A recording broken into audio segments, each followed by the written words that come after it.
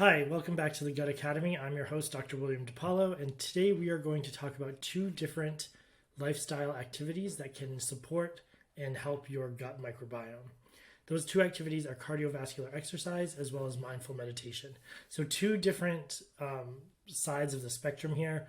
One where you're getting your heart rate up and elevated for a sustained amount of time, and the other is when you're trying to get into a state of relaxation, lowering that heart rate and reducing stress. So let's start off with cardiovascular exercise. We all know that cardiovascular exercise is really important for our overall health. It helps strengthen the heart, the cardiovascular system, and the pulmonary system. It also can release endorphins that can help alleviate stress as well as may have antidepressive effects. So it can also affect your mind and your well-being that way. And so how does it impact the gut microbiome? And by cardiovascular exercise, what we're talking about really is keeping your heart rate elevated for 30 minutes or more, multiple times a week. So doing activities like brisk jogging or brisk walking, jogging, playing a game of tennis, any activity that keeps your heart rate up for about 30 minutes or more. That is what we're referring to right here as cardiovascular exercise. And so the impact that this has on your gut microbiome has been shown in a couple studies. The first study compared athletes to people that live a more sedentary lifestyle. And it compared the gut microbiome, and it found that people who are, these athletes had a much higher diversity in their gut microbiome than people who have a sedentary lifestyle. And so what we mean when we talk about diversity is the number of bacterial species that are there and the number of each one of those species. So they have a lot of species and a lot of numbers of each of those species. That's diversity. And diversity is a really important term and a really important concept in the microbiome because we don't have an understanding of what makes up a healthy microbiome. Everybody's microbiome is so different. It's like a fingerprint. And what could be healthy for one person might not be healthy for somebody else. And so right now, all we have is this concept of diversity. And we know that a more diverse gut is a healthier gut. And so these athletes, by having a healthier or having a more diverse gut microbiome, then they're considered to have a healthier gut overall than people who had a sedentary lifestyle. Now, there's other evidence out there that show that specific bacterial populations can be enhanced through cardiovascular exercise. But each of these studies kind of illustrates or highlights different populations of beneficial bacteria. There's not been a consensus where it's only been one type of bacteria from one phylum. We see beneficial bacteria from both the Firmicutes phylum as well as the Bacteroidetes phylum upregulated and more abundant in people who are partaking cardiovascular exercise. But one thing that does sort of connect all these beneficial species is that people who exercise have a higher amount of species of bacteria that can promote and produce short-chain fatty acids.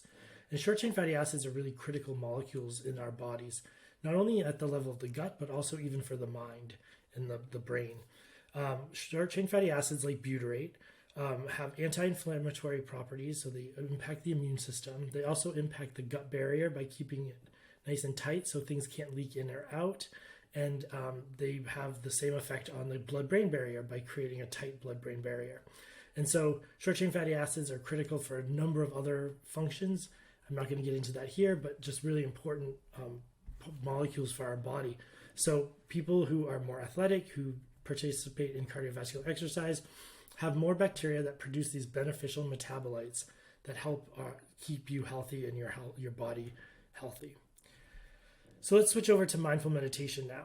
So mindful meditation, like I said, is the opposite of cardiovascular exercise. It's where you take some amount of time, 10 to 15 to up to 30 minutes or whatever per day to relax and to sort of lower your heart rate, focus on your breath, relax, and just be in the present moment. And so it's a great way to get relaxed. And there's also been a number of positive effects with mindful meditation as far as impacting people who have trauma, impacting people who have anxiety and stress. And so it's just a good practice to get into, doing this a couple times a day. So how does that affect the microbiome? Well, the data out there is anecdotal at best, but we're starting to see that there could be an influence on the gut microbiome, and it involves the gut-brain axis. So the gut-brain axis is this sort of communication that happens between your brain and your gut, and it's bidirectional. So things happening in your gut orchestrate events in the brain. Things happening in the brain orchestrate events that are going on in the gut. And so by mindful meditation, which is like reducing your stress and causing you to relax, and it's going to have an impact on that gut-brain axis, which could then impact your gut microbiome. So the main way that this mindful meditation might affect the microbiome is through regulating your stress responses. So the capacity for meditation to mitigate stress levels is well documented. So that's something that we know occurs. And stress holds a really high potential for disrupting your gut microbiome and impacting your gut health. And so stress, you have to remember, everything you feel, your gut microbiome feels. Everything you eat, your gut microbiome eats. So if you're very stressed and you're having high levels of stress every day, day in and day out, your gut bacteria are also going to be impacted by that. And it could change the composition that's present in your gut so that you get something called a dysbiosis, which is when your microbiome shifts from one state to another state in composition, location, or function. And so dysbiosis can lead to a large range of health concerns that could lead to chronic inflammation. It can lead to anxiety, depression. All these sort of things can come out of a dysbiotic gut. Now, once you have dysbiosis, you can always get back to your normal state. So it's not, once it's changed forever. But stress, constant stress over and over and over again can eventually change your gut microbiome to a point where it's harder to get back to that healthy state. So dysbiosis caused by stress can be one way that mindful meditation reduces or impacts the gut microbiome. The other way that the mindful meditation might be able to impact the gut microbiome is through regulating specific microbial responses. And so a recent paper showed that participants who engaged in daily mindfulness-based stress reduction activities like meditation had an increase in the abundance of Faecalibacterium prausnitzii as well as Akkermansia muciniphila. These two bacteria are very much associated with gut health and have an impact on mood regulation, regulating your moods, and also have an impact on weight gain and depression. So two bacteria that are really important for a number of different physiological functions. They find them increased in people who meditate on a daily basis. And so lastly, the impact that this could have on the gut-brain axis is quite important. So there's this bidirectional communication between the gut and the brain.